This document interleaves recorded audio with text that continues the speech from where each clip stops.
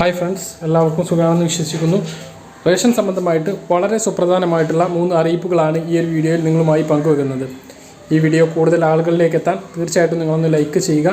ആദ്യമായി കാണുന്ന സുഹൃത്തുക്കൾ ചാനലൊന്ന് സബ്സ്ക്രൈബ് ചെയ്ത് ബെല്ലൈക്കൺ എനേബിൾ ചെയ്ത് വെക്കുക.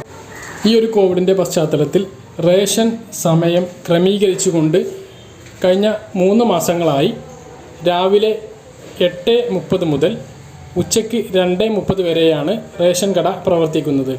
ഇപ്പോൾ ആ ഒരു സമയത്തിൽ ഒരു മാറ്റം വന്നിരിക്കുകയാണ്. നിലവിലുണ്ടായിരുന്ന ഒരു സമയക്രമം കാരണം ജോലിക്ക് പോകുന്ന ആളുകൾക്ക് ഉച്ചയ്ക്ക് 2:30 റേഷൻ കട അടയ്ക്കുന്നതിന് മുമ്പ് ഈ സാധനങ്ങൾ വാങ്ങാൻ എത്താൻ കഴിയാത്തതുകൊണ്ട് അവർക്ക് ഒരു ദിവസം ജോലി കളഞ്ഞുകൊണ്ട റേഷൻ കടയിൽ പോവേണ്ട ഒരവസ്ഥയാണ് നിലവിൽ ഉണ്ടായിരുന്നത്. ഈ ഒരു അവസ്ഥയ്ക്കാണ് ഇപ്പോൾ മാറ്റം വന്നിട്ടുള്ളത്. നിലവിൽ പുതിയ സമയക്രമം ഇങ്ങനെയാണ്. രാവിലെ 8:30 തന്നെയാണ് റേഷൻ കട തുറന്ന് പ്രവർത്തിക്കുന്നത്. പക്ഷേ ഉച്ചയ്ക്ക് 12 മണിക്ക് അവസാനിക്കും. ഉച്ചയ്ക്ക് 12 മണിക്ക് ശേഷം പിന്നെ 3:30 വീണ്ടും ആരംഭിച്ച് വൈകുന്നേരം 6:30 വരെ പ്രവർത്തിക്കുന്നതാണ്.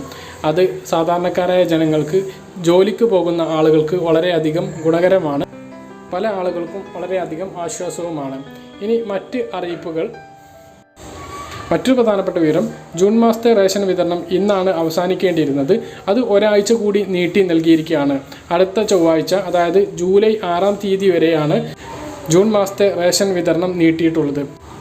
പിന്നെ 2 ഭക്ഷ്യക്കിറ്റിൻ്റെ വിതരണമാണ് ഇപ്പോൾ നടന്നുകൊണ്ടിരിക്കുന്നത്. ആ 2 ഭക്ഷ്യക്കിറ്റിൻ്റെ വിതരണവും ഇനിയൊരു അറിയിപ്പ് ഉണ്ടാകുന്നത് വരെ തുടരുന്നതുമാണ്. മെയ് മാസത്തെ ഭക്ഷ്യക്കിറ്റിൻ്റെ വിതരണം നമ്മൾ കരുതിയിരുന്നത് ജൂൺ മാസത്തെ റേഷൻ വിഹിതങ്ങൾ അവസാനിക്കും എന്നാണ്. പക്ഷേ ജൂൺ മാസത്തെ റേഷൻ വിഹിതങ്ങൾ അവസാനിച്ചാലും മെയ് മാസത്തെ കിറ്റ് ഇനിയും കിട്ടാത്ത ആളുകൾക്ക് ലഭിക്കുന്നതായിരിക്കും. അതുപോലെ തന്നെ ജൂൺ മാസത്തെ കിറ്റിൻ്റെ വിതരണം ജൂലൈ മാസത്തെ റേഷൻ വിഹിതം അവസാനിക്കുന്നത് വരെ കിട്ടുന്നതാണ്.